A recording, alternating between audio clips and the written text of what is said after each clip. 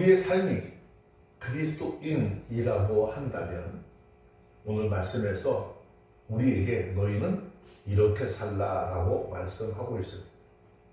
그리스도인으로서 세상의 권세를 가진 그런 삶을 살든 아니면 세상의 물질로 풍요한 그런 삶을 살든 오늘 말씀의 가르침 속에 있는 주님의 뜻을 쫓아 살 수 있는 우리 모두가 되기를 원합니다.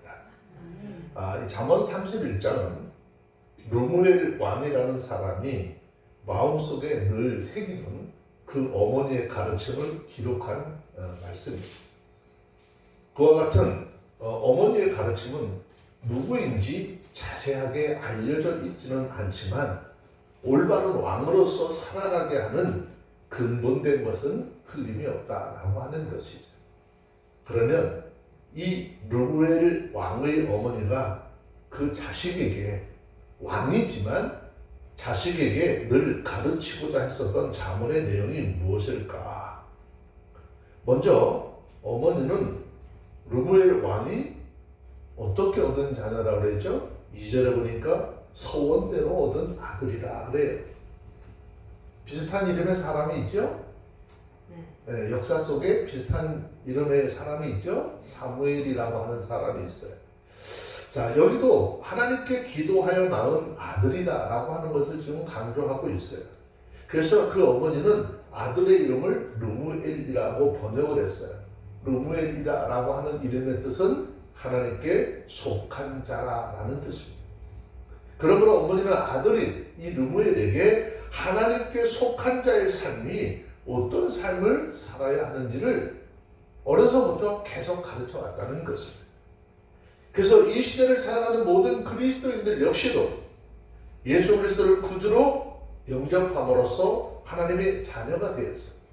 그러면 하나님께 속한 자이기 때문에 저와 여러분들도 오늘 이 말씀에 굉장히 중요한 깨달음을 깨닫는 그런 시간이 되기를 원합니다.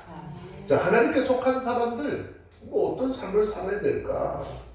직분이 높거나 또 신앙의 연륜이 아무리 깊다 할지라도 그냥 거기에 나태함으로 있지 말고 부지런히 하나님의 말씀을 배워야 하는 것이죠.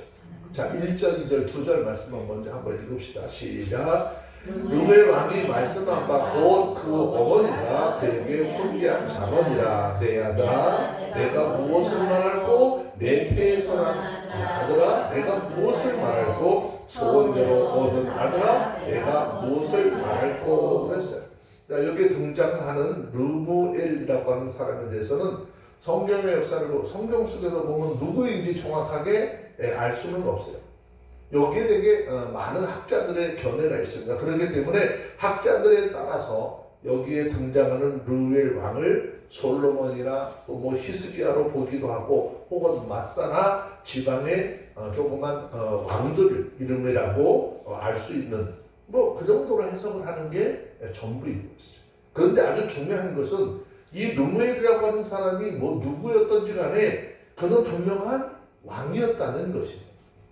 그리고 또 세상적인 권세를 가지고 있었던 왕이지만 그는 그의 어머니로부터 철저한 가르침을 받았다라는 사실이죠. 하지만 이런 일은 이스라엘이라고 하는 나라만 국한이 되었을까? 그렇잖아요. 세계사를 살펴보면 마게도냐의 알렉산더 대왕도요, 어릴 적부터 아리스토텔레스와 같은 이 대학자들 밑에서 교육을 받았고, 중국에는 이미 한나라 시절부터 소위 경연이라고 하는 것을 만들어서 어릴 적부터 왕들 또 왕의 될 제목들을 학자들을 스승으로 세우고 교육하는 제도를 만들었습니다. 우리나라도 일찍이 이 제도를 받아들여서 시행을 했는데 특히 조선시대에는 하루 3번씩 왕이 경연에 참여하도록 하고 또 그것에서 교육을 받도록 했습니다. 더 나아가서 왕도 정치를 이상으로 삼는 유교 국가답게 사관을 두어서 왕의 일거수일투족을 다 기록하게 함으로써 아주 신중한 정치를 펴도록 했죠. 이것은 결국 뭔가면 그 사람이 행한 모든 것들이 역사적으로 남고 조명을 받게 될 것이니까 너는 네 행동을 어떻게 알아서 잘 하라고 하는 것이지. 그렇기 때문에 많은 학자들이 있도록 철저한 제도가 이조 왕조로 하여금 세계 역사상 유례 없을 정도로 한 600년이라고 하는 600년 이상을 지속시키는 그런 힘이었다라고 이야기합니다. 따라서 과거의 왕들은 그 나라의 최고의 위치에 있었으므로 공부는 뒷전인 채 빈둥거리며 오락이나 즐기고 있을 거라는 생각, 대단히 큰 오해라는 것입니다. 우리 장국들 보면 왕은 맨날 술이나 먹고 노는 것 같잖아요. 근데 절대 그렇잖아요. 그러면 이 사실은 오늘 이 시대에 예수 믿고 구원받은 하나님의 사람들에게 주는 교훈이 뭐죠? 여러분 성경을 보시면은요, 하나님께서 하나님의 백성들을 향해서 말씀하는 것이 우리가 잘 알고 있는 것처럼 베드로전서 2장 9절에서 우리를 왕 같은 제사장이라고 했어요.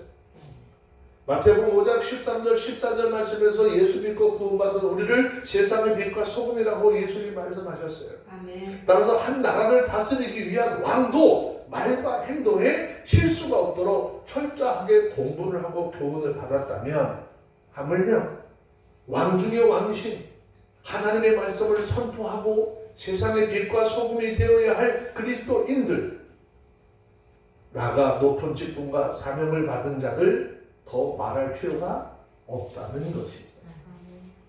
이 하나님의 말씀을 전하는 이 목회자의 자리는 그래서 더 무서운 거예요. 어려운 거예요. 그렇기 때문에 일찍이 요한 웨슬러라고 하는 사람은 여러분 얘기 많이 들어서 알지요. 이름은 이 사람이 그랬어요. 독서를 싫어하는 사람은 목자의 직분을 맡기지 말라라고 얘기를 했어요. 부지런히 배우고 공부하고 성경 속에서 하나님이 무엇을 말씀하시고자 하는지 연구해야 된다는 것이죠. 그런데 성도들 가운데도 그런 사람들, 직분이 좀 높다고 해서 신앙의 열매이 좀 오래됐다고 해서 마치 우리는 하나님의 말씀을 다 아는 듯이 행세하고 가르침을 받으려고 하기보다는 날마다 어떻게 자꾸 누군가를 가르치려고 하는 사람들이 너무나 많다고 하는 사실이 우리의 삶 속에 굉장히 유감스러운 거예요. 하지만 하나님의 말씀 앞에서는 아무리 큰 자도 지극히 작은 자에 불과하다는 거죠. 깊고 깊은 하나님의 진리 앞에서 다 배웠다고 할 자가 아무도 없어요. 만약에 하나님 앞에서 내가 다 배웠다라고 생각을 하면 이 사람은 굉장히 어리석고 교만한 자인 거예요. 여러분, 성경의 역사를 살펴보면 하나님의 말씀을 꿀송이처럼 여기고 사모했던 다윗이 있지. 하나님의 말씀을 송이꿀처럼 달고 늘 말씀을 가까이 했더니 하나님께서 그를 통해서 이스라엘이라고 하는 나라를 날로 흥왕하고 번성하게 했어요. 그런데 역사를 살펴보면 반대로 하나님의 말씀을 무시하고 하나님의 말씀을 다 불태워버렸던 사람이 있어요. 그 사람이 누구냐? 엘리야kim. 이 사람 같은 사람은 이래 다 멸망하고 말았다라는 것입니다. 더더욱이 하나님의 말씀을 사모하고 말씀을 통한 가르침을 받기를 즐겨하는 우리 모두는 어떻게 해요? 하나님의 말씀을 듣는 것도 중요하지만 하나님의 말씀을 날마다 볼 수 있는 은혜가 있어져야 하는 것이죠. 교회 직분이 높고 내가 예수 믿은 지 얼마나 됐는데 그런 날이 되면 될수록 더욱 어린아이 같은 모습으로 말씀을 배우고 신령하게 살도록 힘쓰는 그리스도인이 되어야 하는 것입니다. 세상 사람들에게도 아름다운 빛과 모범이 되도록 노력해야 하는 것이죠. 그것은 말씀의 가르침이 없이는 되지 않아요. 하나님의 말씀의 가르침을 받아서 내 뜻을 버리고 하나님의 뜻을 이루어가는 그런 사람들에게 나타나는 현상입니다. 자, 그리스도인들 어떤 삶을 살아야 되는지 31장 3절이네요. 읽습니다. 시작. 내 힘을 저들에게 쓰지 말며 왕들을 멸망시키는 일을 행치 말지어다. 자, 여기서 좀 불편한 얘기가 하나 나오죠. 힘을 여자들에게 쓴다 그랬어요. 지나치게 여성들을 가까이 함으로써 그 사람의 몸과 마음이 황폐해지는 것을 가리키는 것이죠. 근데 이 사람이 지금 어떤 사람의 위치에 있는 거죠? 이 사람의 위치가 왕이라고 하는 위치에 있기 때문에 그러는 거예요. 실제로 성경을 보세요. 삼손이라든지 솔로몬이라든지 심지어 다윗과 같은 이런 사람들도 이 여성이라고 하는 편역으로 인해서 굉장히 큰 치명적인 상처를 받습니다. 그렇기 때문에 하나님께서도 처음부터 왕된 자들은 아내를 많이 두지 말라고 그랬어요. 자, 신명기 잠깐 한번 보고 갑시다. 신명기 17장 16절 17절.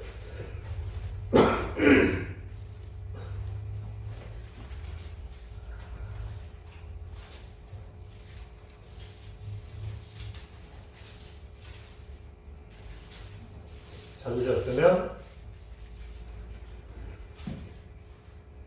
읽습니다. 시작. 왕된 자는 네, 신명기 17장 16절 17절 시작.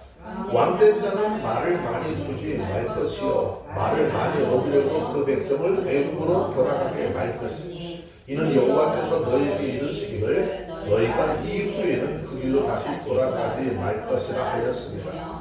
아내를 많이 두어서 그 마음이 미혹되지 말 것은 은금을 자기를 위하여 많이 가지 말 것이라 그랬어요. 여인들이 많으니까 어떻게 해요? 마음이 흔들릴 수밖에 없잖아요. 그래서 자꾸 하나님의 뜻보다는 누구? 사람의 뜻을 쫓아가려고 하기 때문에 올바른 정치를 할 수 없기 때문이다라는 것이죠.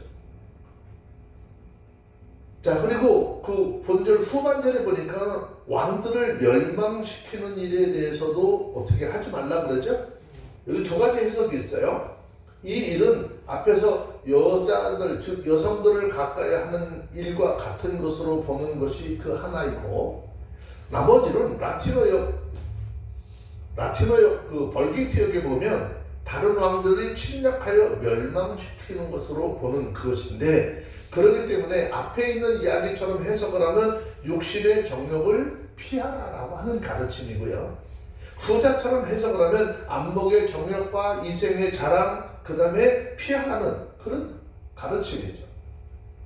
실제로 많은 왕들이 자신의 영광을 과시하기 위해서 아주 지나치게 침략 전쟁을 벌여서 국력을 낭비한 결과 결국 몰락의 길을 걷는 사람들이 역사 속에 너무나 많았기 때문이죠.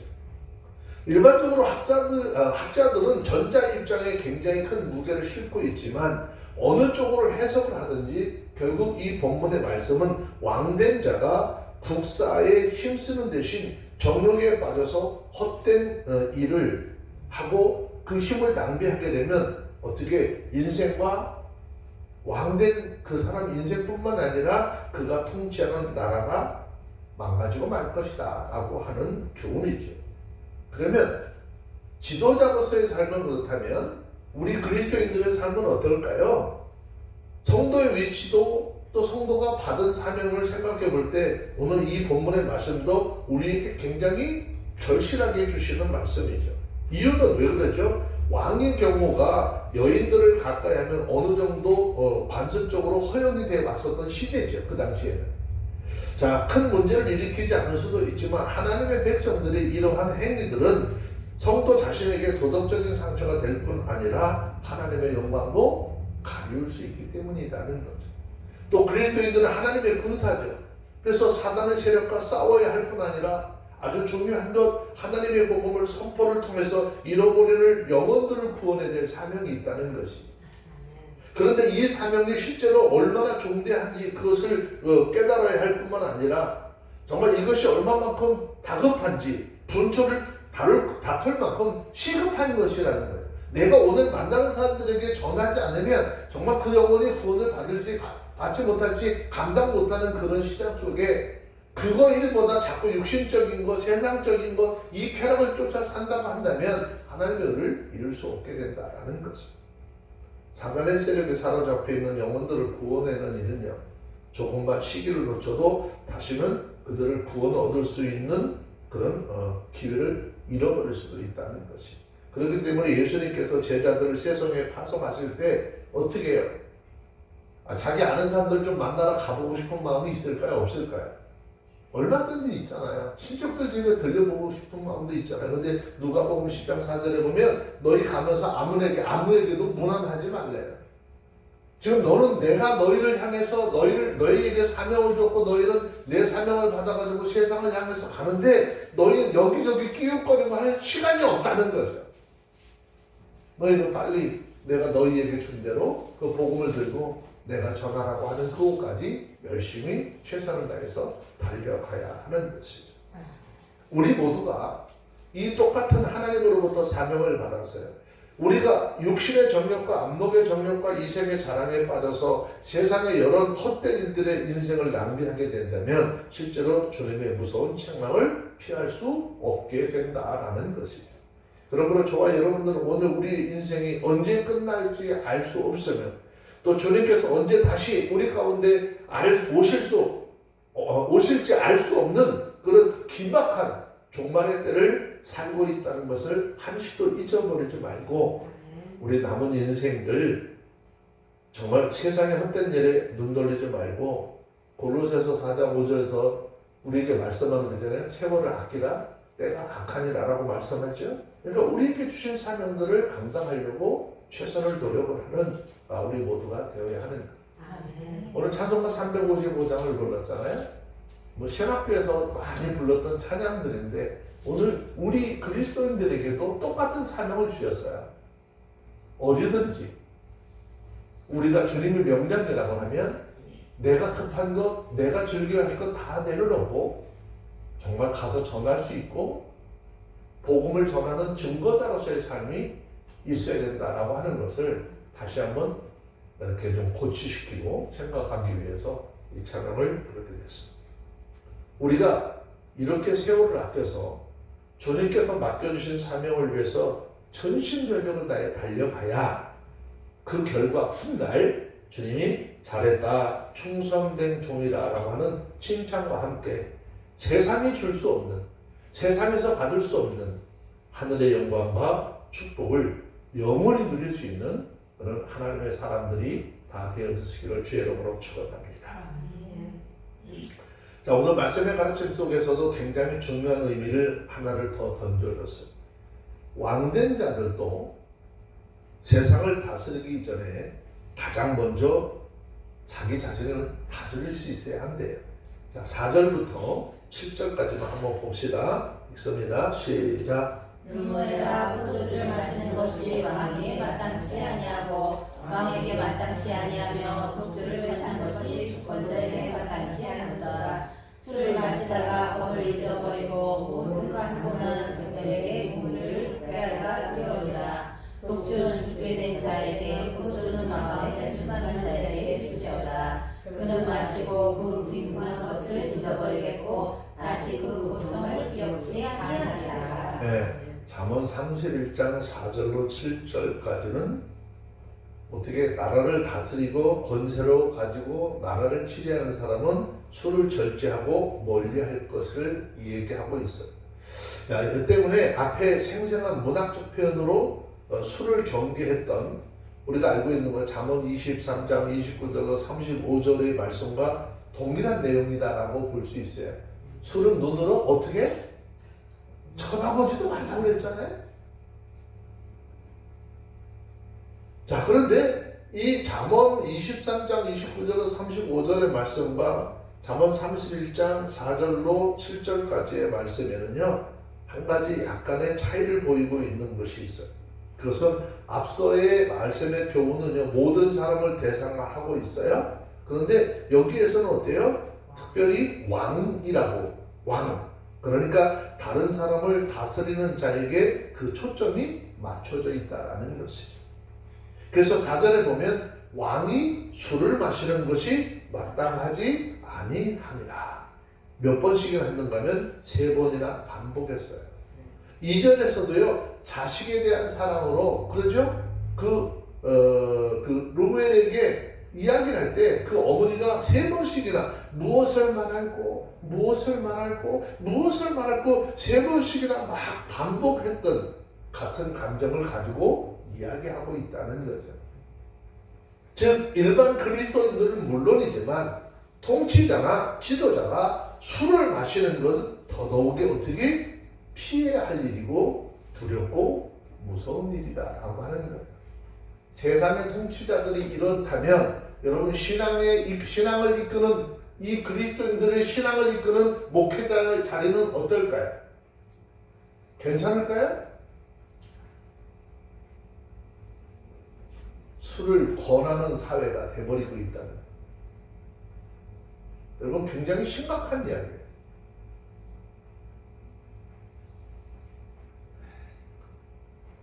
오전에 말씀드렸지만 왜 그렇게 하지 말아야 될지 분명한 그 제시가 되어져 이유가 그 이유는 왕이 술을 마시게 되면 공의 법을 어떻게 잊어버려 망각하게 된다는 거예요. 그런데 이것은 분명히 왕 위를 스스로 무너뜨리는 자멸 행위와 같다라는 것이죠. 우리 삶 속에 매스컴에서 맨날 들려오는 소리가 그거잖아요. 술 먹는 것 때문에 문제 생기더니 결국 이렇게 돼버렸어요. 왕이라고 하는 자리의 보좌는요, 공의로 말미암아 굳게 서는 법이기 때문에 이게 무너져 버리면 사회 전체가 기초가 근간이 다 무너져 버리는 거예요. 그런데도 왕이 술을 마신다면 자신의 보좌를 지탱해줄 기둥과 같은 공의를 스스로 무너뜨리는 것이라는 거지. 이 술이 단순한 음료가 아니라 사람의 이성과 판단력을 마비시켜버리는 힘을 가지고 있다는 사실을 기억해야 돼요. 그래서 옛날에 어른들이 하는 얘기 있잖아요. 처음에는 사람이 술을 먹고 조금 지나면 술이 술을 먹고 조금 더 지나면 술이 사람을 먹어서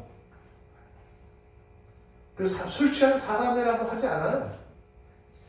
술 취한 뭐라고 얘기하잖아요. 자기 이성을 잃어버리고 원래 자기가 가지고 있는 이성대로 삶을 아니 활동을 말을 하지 않으니까 마치 이성 없는 짐승과 같이 돼버린다라는 것이죠. 그래서 술이 입으로 들어가면 지혜는 모처럼 없어진다, 연기처럼 사라진다라고 하는 것이죠. 술을 마신 사람은 이성 잃은 짐승처럼 본능에 따라 행동하게 되므로 자신을 망치는 온갖 행위를 하게 된다라는 것이죠. 거기다가 여러분 한번 생각해 보세요. 이 당시에 왕이라고 하는 사람이 술을 마실 때 혼자 마실까요? 술을 즐기는 무리들과 함께 어울려서 아주 성대한 주연을 여는 것이 일반적인 예죠. 그렇게 되면 거기에 자연스럽게 어떻게 주변의 왕에게 아첨하는 사람들이 달라붙을 것이고 옆에서 그런 얘기를 하는 사람들이 득세를 하기 마련이죠. 또 세금을 축내고 그런 일들로 국고를 낭비해서 백성들의 원성을 사게 될 뿐 아니라 이 술자리는 아까 앞에서 얘기한 것처럼 여인들이 빠질 수 없는 것이죠. 온갖 천오락을 즐기게 됨으로써 나라의 기강과 지도자의 정신이 다 망가지게 된다는 것입니다. 따라서 술을 경계하고 있는 이 본절의 말씀들은 단지 절주나 금주의 교훈에 그치는 것이 아니래요. 3절에서 여색을 비롯한 왕들을 멸망케 하는 일을 하지 말라라고 하는 이 모든 것이 포함이 되어져 있다는 것이죠. 한 걸음 더 나가서 술을 금하는 것은 본인의 자제력과 인내가 없으면 불가능하기 때문에 결국 이 말씀은 나라를 지키고 나라를 다스리려고 하는 사람 먼저 자기 자신을 다스리고 그거 하나님의 뜻이라고 한다면 여기에 자신의 뜻을 복종시킬 수 있어야 한다는 가르침인 것입니다. 그러면 우리 그리스도인들은 어때요? 한두 잔 먹는 거 괜찮다고 얘기를 하잖아요. 여기 우리 그리스도인들은 이거 뭐 더 말할 이유가 없다는 거죠. 이것은 자신의 몸을 쳐서 복종시키는 일이 없이는 우리에게 주신 십자가를 지고 주님을 따르는 일뿐 아니라 사단의 세력과 싸워서 승리하는 일도 불가능하게 된다는 거예요.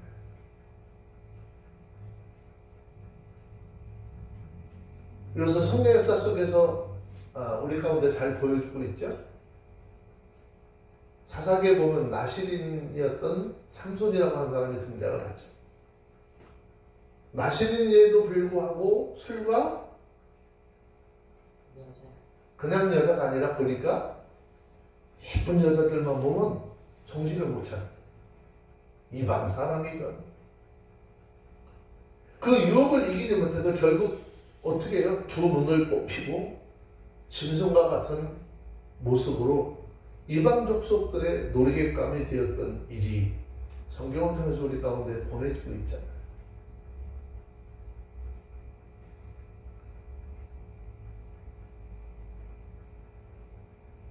여러분, 오늘 우리가 하나님의 사람으로 부름을 받아서 세상의 빛과 소금의 역할을 올바로 감당을 하려고 한다면 우리 모두는 먼저 하나님의 말씀에 우리 자신들을 그 말씀으로 쳐서 그 말씀에 복종시키는 일들이 먼저 선행되어져야 한다. 자, 고린도전서 9장 27절 한번 봅시다.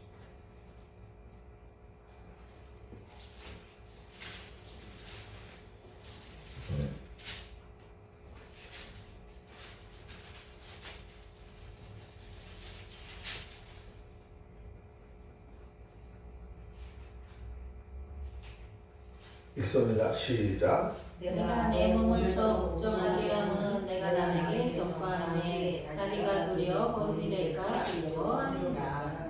사도 바울이 지금 내 몸을 복종하게 하면 이거 뭐죠? 뭘로 친다는 거예요? 몽둥이로? 하나님의 말씀으로요. 그런데 사도 바울은요, 자 26절로 이제 올라가 보세요. 26절로 시작. 그러므로 내가 다른 지라기를 양방 없는 것 같지 아니하고 싸우기를 호흡을 치는 것 같지 아니하며. 자, 우리가 복음을 전하는데요, 어떤 목적을 가져야 되느냐? 사도 바울이 얘기하고 있는 거예요. 오늘은 여기 갔다 내일은 저기 갔다 하는 것이 아니라 오늘 주님께서 우리에게 주시는 기 하나님의 말씀을 통해서 어떻게 하나님의 나라의 면류관을 얻고자, 썩지 않을 그 면류관을 얻고자 노력하는 자는 어떻게 해요? 날마다 그 하나님의 말씀으로 자기를 쳐서 그 말씀에 복종함으로 순종함으로 하나님의 의를 이루는 삶을 살아야 된다라는 것이죠. 날마다 우리 자신의 정력을 십자가에 못 박고 대신 성령의 거룩한 능력을 힘입어서 넉넉히 세상을 이기고 승리하는 모습으로 주님 앞에 설 수 있는 저와 여러분들이 다 되어주시기를 주의 이름으로 축원합니다. 자, 6절에 아까 뭐라고 그랬죠? 6절 다시 좀 볼까요?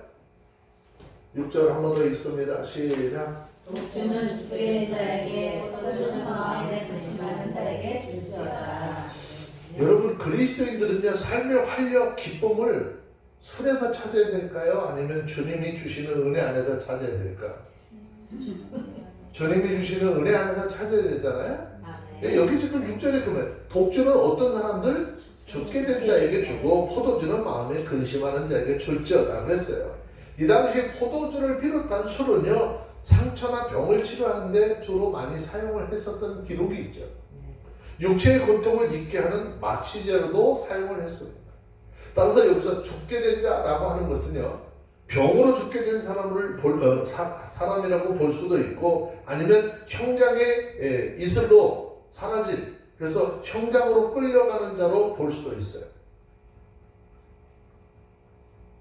또 술은 인간의 정신작용을 무디게 하기 때문에 7절에서 말씀하고 있는 것처럼 마시는 자로 하여금 근심 걱정을 잠시나마 잊게 해주는 효과를 가지고 있는 것이죠. 그래서 많은 주석가들이 이 본문에 대해서 이야기를 하는데 술의 효능을 간접적으로나 제시를 하고 아주 적절하게 사용해야 된다라고 하는 것을 권면했다라고 해석을 하고 있습니다. 하지만 앞에 살펴본 것처럼 4절에 술을 마시는 것이 마땅치 않다고 몇 번이나 반복했어요? 3번씩이나 반복하고 있다라고 하는 점을 생각해 보면 이건 전체적인 맥락과 좀 어울리지 않는 것이라고 할 수 있죠. 그렇기 때문에 거듭된 금지 명령의 관점에서 보면 이 본문의 말씀은 오히려 반어법적인 의미를 가지고 있다라고 하는 것이, 정말 먹지 말아야 할 것을 이렇게 설명하고 있다라는 것이, 즉 왕인 너가 죽게 된다도 아니고 네가 무슨 세상 근심 걱정이 많니? 너는 네 삶이 행복하잖아? 네 맘대로 모든 걸 다 하고 있는데 그러니까 너 술을 가까이 할 필요가 전혀 없다라고 하는 것이죠. 따라서 술은 정말 세상 속에서 근심과 걱정이 많고 괴로움이 많은 자들에게 주고 너는 왕으로서의 네 본분을 다하도록 힘쓰라라고 하는 것이. 결국 이것은 왕된 자는 술에서 위안을 찾지 말고 마땅히 왕으로서의 본분을 다하는 데서 기쁨을 찾아야 한다라고 하는 교훈으로 이해를 할 수 있는 것입니다.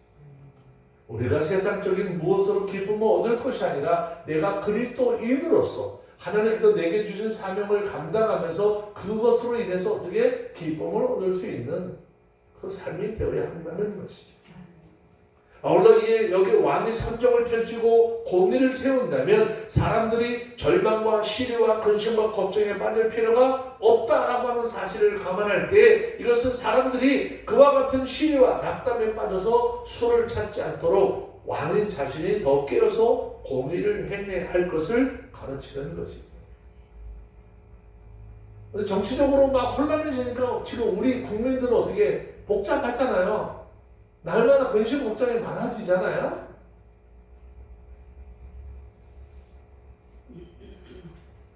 국가 지도자가 시정을 잘 살펴서 정말 모든 것들이 편안하게 되면 국민들 근심하고 염려하고 걱정할 필요가 없잖아요.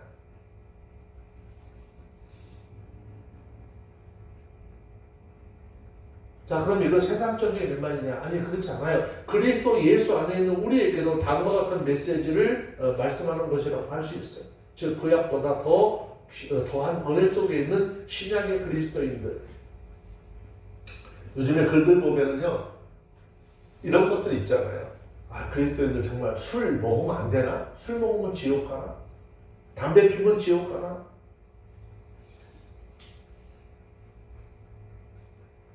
기타 등등 세상 사람들이 찾고 세상 사람들이 하는 이야기들을 그리스도인들 안에서 이야기하고 있어요. 또 저급한 오락 속에서 위로와 기쁨을 찾으려고 하는 사람들도 있죠. 너희는 그런 곳에서 니네 위로와 기쁨을 찾으려고 하지 말고 그리스도와 성령을 통해서 오는 신령한 기쁨 속에서 너희의 삶과 활력의 에너지를 얻도록 하라라고 말씀하고 있습니다. 그리고 이런 사실은 너무나 어떻게 당연한 것이죠. 하나님의 나라는 먹고 마시는 것이 아니라고 했어요. 성령 안에서 의와 평안과 희락을 누리는 것이라고 로마서 14장 17절에서 말씀하고 있잖아요. 그래서 성경을 보면 사도행전 3장 19절에서 우리가 회개하고 돌이켜 죄사함을 받을 때 아주 유쾌한 날이 우리 가운데 임할 것이라고 했어요. 아멘. 자, 사도행전 3장 19절 한번 볼래요? 사도행전 3장 19절. 세상적인 것으로 유쾌한 것이 아니라 자, 사도행전 3장 19절 찾았으면 함께 읽습니다. 시작. 그러므로 너희가 회개하고 돌이켜 너희 죄 없이 함을 받으라. 이같이 하면 유쾌하게 되는 날이 주와. 예수 그리스도 안에서 우리가 회개하고 우리의 죄를 돌이켜 주님의 은혜 가운데 들면 우리 어떤 날이 온다는 거예요? 유쾌하게 되는 날이 우리 가운데 임할 거라는 거죠. 성도들이 모여서 하나님의 말씀으로 또 예수 그리스도께서 우리에게 제정하신 떡을 나누고 하나가 되어서 사랑의 칭례를 나눌 때 그리고 그리스도의 능력으로 표적이 일어나고 사단의 세력이 물러가고 하나님의 영광이 드러날 때 말할 수 없는 기쁨이 임하게 된다라고 하는 것이에요. 그러므로 여러분 이 땅의 것들 우리에게 주는 기쁨보다도 하나님 주시는 그런 기쁨을 누릴 수 있기를 또 소원하는 저와 여러분들 되시길 바랍니다. 아멘. 이 땅의 것들 우리에게 주는 기쁨은요 보아도 족함이 없다고 했어요. 들어도 우리 마음에 차지 않아요. 결코 우리의 심령을 만족시킬 수 없는 거예요. 잠시 잠깐이더라고요. 뭐 오는데 길에 꽃이 피고 전날에 보내 사람들이 그렇게 엄청나게 많더니 딱 일주일 지나니까 없어요. 길거리가 얼마나 지저분한. 눈으로 보는 거 족함이 없어요. 대신 하늘로서 오는 평강과 기쁨은요, 우리의 심령을 물된 동산처럼 적셔줄 뿐 아니라 주님께서 주시는 이 평안은요, 빼앗길 자도 없는 것이죠. 아멘. 그리고 세상법으로 금지할 법도 없는 것이죠. 아멘. 부디 저와 여러분들 새 포도주의 풍성함보다 더한 기쁨을 주시는 우리 주님과 동행하며 주의 백성된 그리스도인들과 하나 되어서 힘차게 우리에게 맡겨진 천국의 사역들을 감당하며 나가는 모두가 되어주시기를 주의 이름으로 축원합니다. 아멘. 그렇게 할 때 저와 여러분들 세상이 줄 수 없는 평강과 기쁨을 날마다 체험하는 복된 삶을 살게 될 줄로 믿습니다. 아멘. 자, 시편 4편 7절인가요?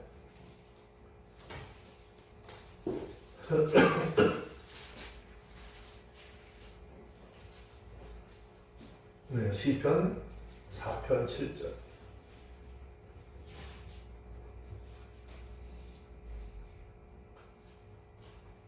읽습니다. 시작. 주께서 내 마음에 두신 기쁨은 저희의 곡식과 새 포도주의 풍성한 때보다 더합니다. 그랬어요. 아멘. 세상이 먹고 입고 마시는 것으로 얻는 기쁨보다 주님께서 우리 가운데 주신 기쁨이 너무 크다는 거죠. 아멘. 이건 비교할 수 없다는 거죠. 그러니까 저와 여러분의 삶이 무엇으로 인해서 하나님 앞에 늘 감사합니까? 무엇으로 인해서 기쁨을 누리고 있습니까? 오늘 우리의 생명 되시고 능력 되시고 하나님의 말씀으로 우리를 위로하시고 성령의 권세와 능력으로 우리에게 주시는 평안을 힘입어서 삶을 살아가는 모두 되기를 바랍니다. 아멘. 자, 그 다음에 우리가 정말 예수 그리스도 안에서 구원받은 하나님의 사람이라고 한다면 너는 꼭 이렇게 살아라 라고 하는데, 자, 31장 8절 9절 함께 도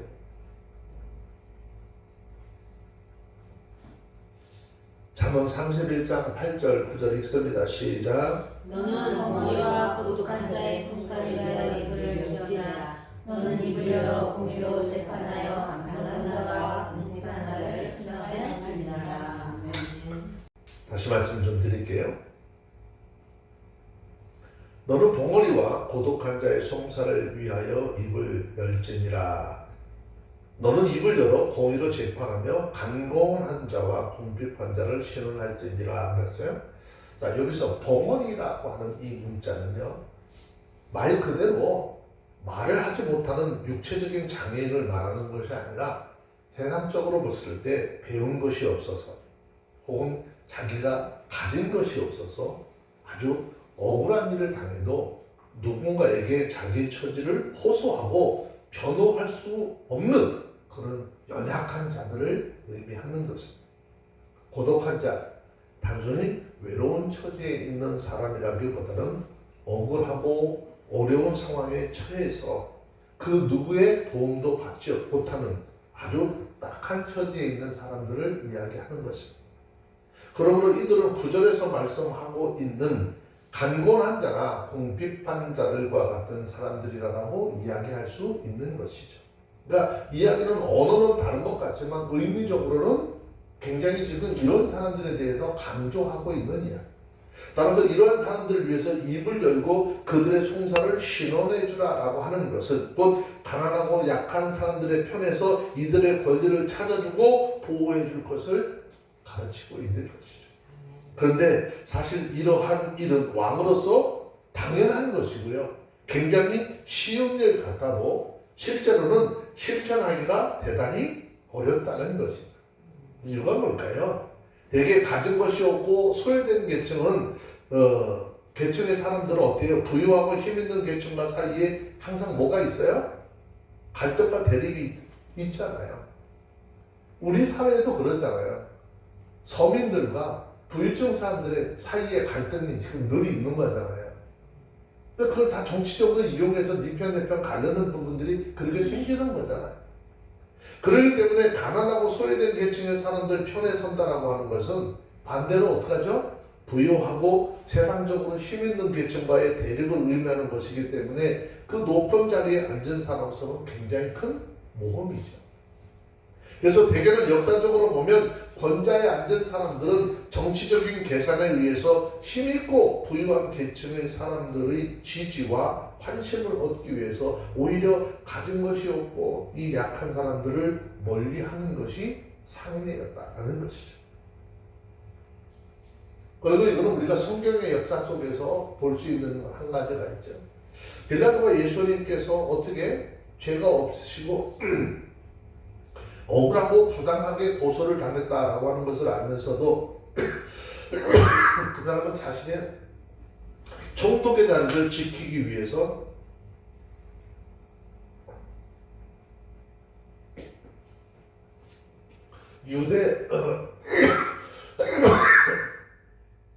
유대 지도자들의 편에서 판결한 것을 보면 잘 알 수 있는 사실이죠.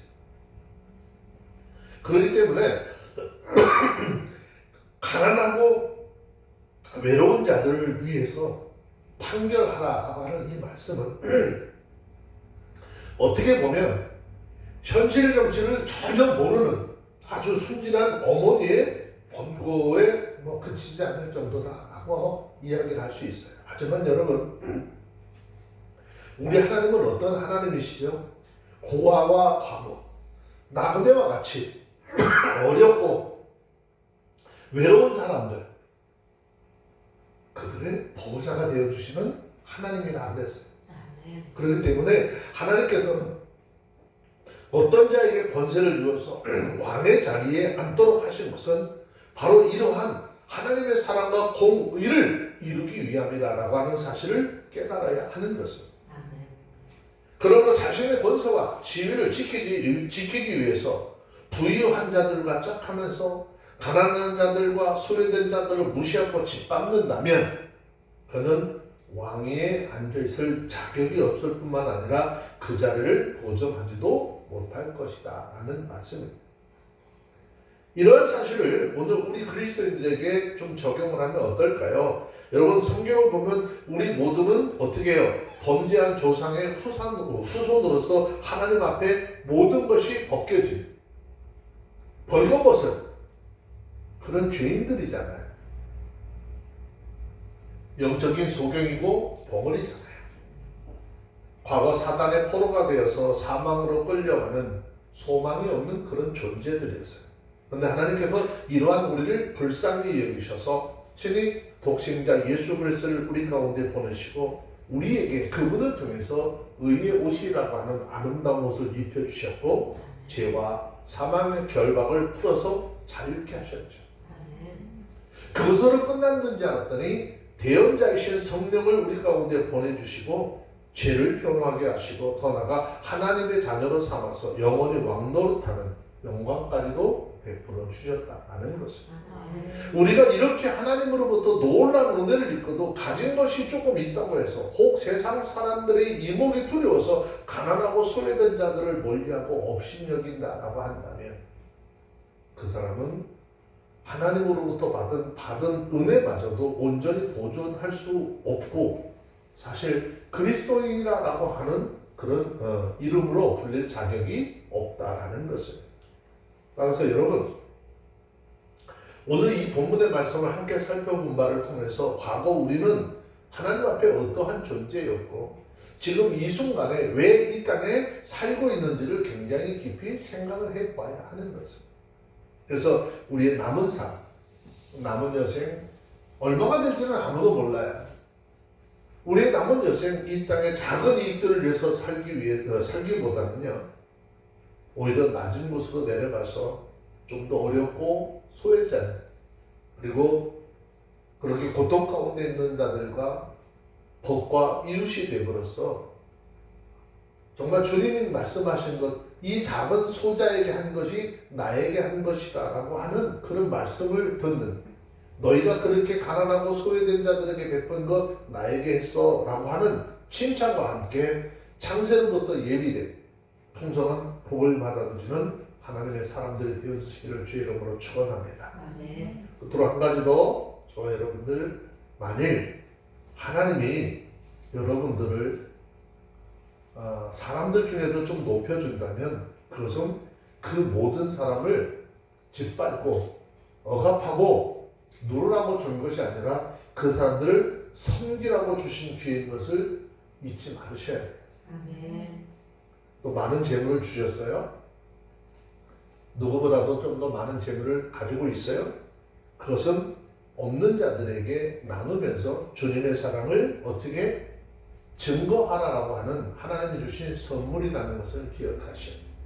아멘. 그것이 높으신 하나님, 자비하신 하나님, 의로우신 하나님을 아는 그리스도인의 합당한 도리이고 삶이기 때문이다 라고 하는 것입니다.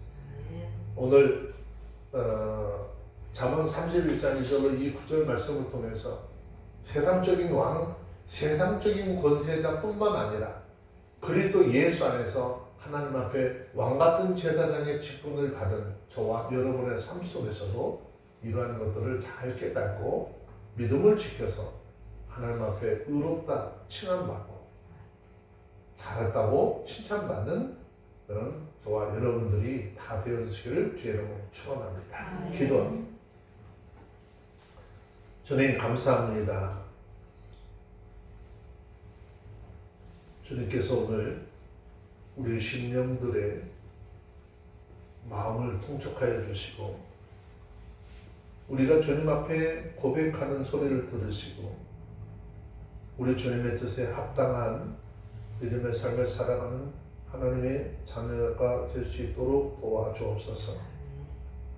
하나님 앞에 오만하고 하나님 앞에 경망스러운 자들이 하나님 앞에 서지 못하도록 하나님 도와주시고 행악자들을 멀리하게 하시고 거짓말하는 자들 멸시하시고 예수 그리스도의 십자가의 보혈의 능력을 통해서 거룩한 하나님의 백성들이 주님을 경배하며 주님께서 세우신 교회 위에 머물러 하나님을 찬양하고 예배하는 역사만 있게 하여 주시옵소서. 아멘. 우리 주 예수 그리스도의 이름으로 기도합니다. 아멘.